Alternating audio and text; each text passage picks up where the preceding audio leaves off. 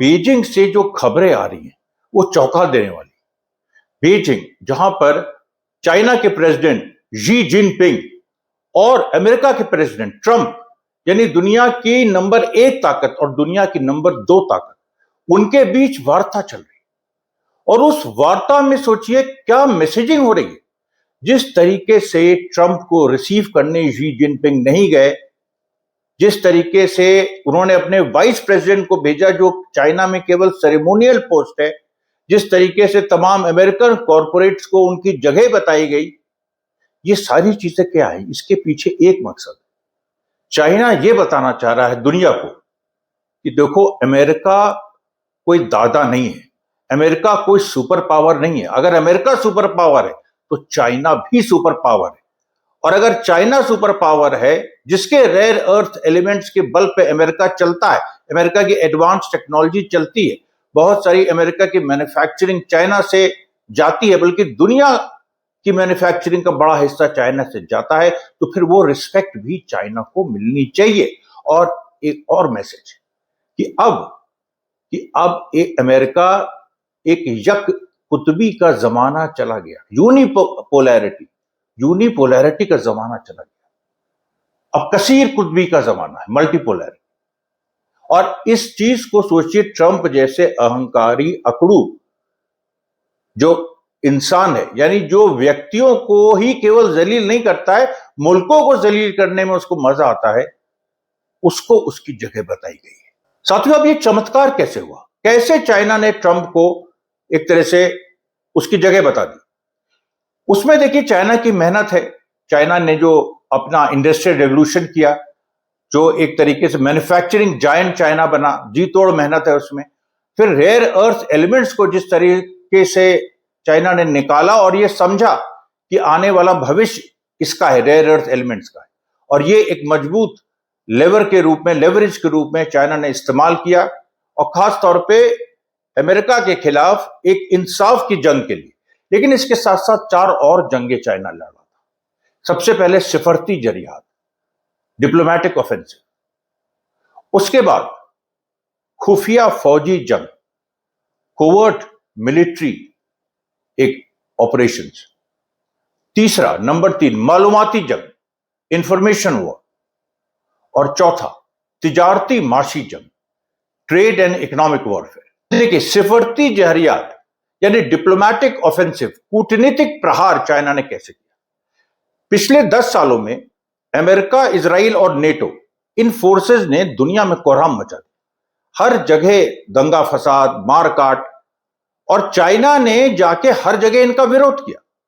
यानी फिलिस्तीन से लेके सोमालिया, सूडान तक कोई जगह नहीं बची। वेनेजुला में भी जो घटनाएं घटी उसके पहले चाइना ने विरोध किया था। पूरे लैटिन अमेरिका में जो अमेरिका कर रहा है उसका विरोध उस समय भी किया था और अभी भी कर रहा है। इससे हुआ क्या? इससे देखिए क्या हुआ कि जब फिलिस्तीन में 7 अक्टूबर 2023 की घटना घटी तो चाइना ने उसके बाद फिलिस्तीनी रेजिस्टेंस गुट हैं उनकी एक बड़ी जबरदस्त मीटिंग बुलाई बीजिंग।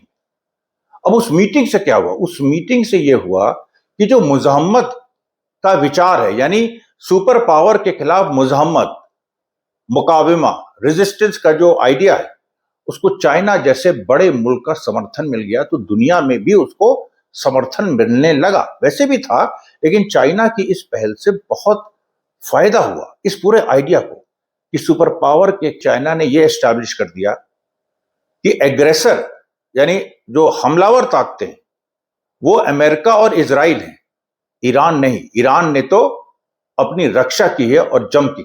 खुफिया फौजी तरीके क्या थे? वो कोवर्ट मिलिट्री ऑपरेशंस जो चाइना ने कंडक्ट किए और जिससे ईरान और तमाम जो स्ट्रगलिंग ऑपरेस नेशंस हैं उनको मदद मिली।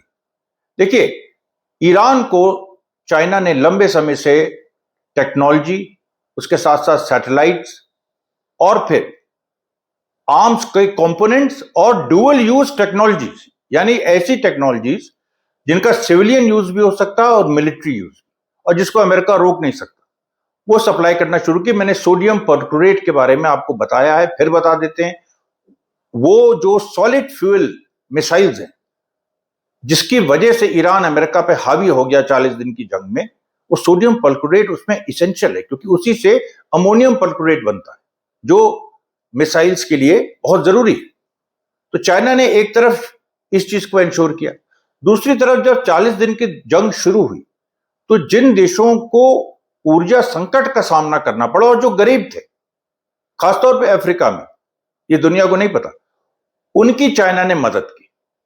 उसके बाद जब होर्मुज का संकट शुरू हुआ, चाइना के खुद के शिप्स भी फंसे थे, लेकिन चाइना और ईरान में एक संबंध था और कई जगह ईरान ने यौन में अपना टोल, अपना कर वसूला।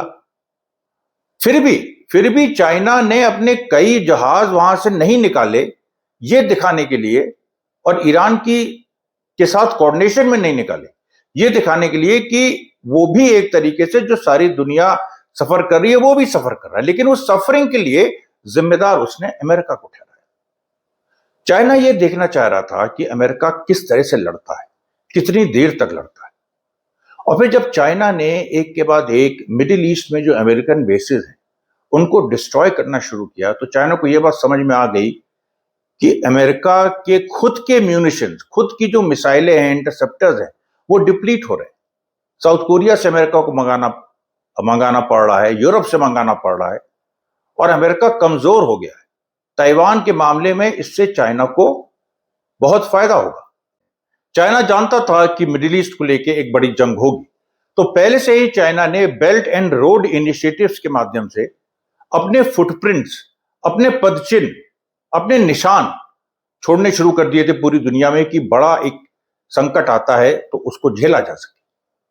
अच्छा, उसके साथ साथ अमेरिका इजराइल से इतर तेल की सप्लाई लाइंस, तिजारती रेल मार्ग, इसेंशियल सप्लाईज को एक से एक जगह से दूसरी जगह पहुंचाने के लिए पुराने सिल्क रूट को खोलना, और फिर रेयर अर्थ एलिमेंट्स, इन सब को चाइना ने मजबूत किया इसी समय के लिए जो आज घटित हो रहा है। और आज क्या घटित हो रहा है? आज देखिए बीजिंग में जिस तरीके से ट्रंप की बेइज्जती हुई है, और उसको लेके अमेरिका ने बकायदा एक खुफिया रिपोर्ट अपनी लीक कर दी, जिसमें अमेरिका ने कहा है कि अरे बाप रे बाप, चाइना की पहले से ये प्लानिंग थी और ट्रंप इस ट्रैप में फंस चुके हैं। वॉशिंगटन पोस्ट ने इस चीज को छापा, न्यूयॉर्क टाइम्स भी यही बात कह रहा है कि ट्रंप कुछ वहां खास करने नहीं गए, बल्कि वहां जाके उनको कोई डील नहीं मिलेगी, उल्टा शी जिनपिंग स्थापित हुए हैं। उन्होंने ये दिखा दिया है दुनिया को कि अमेरिका को उसकी जगह कैसे जताई जाती है।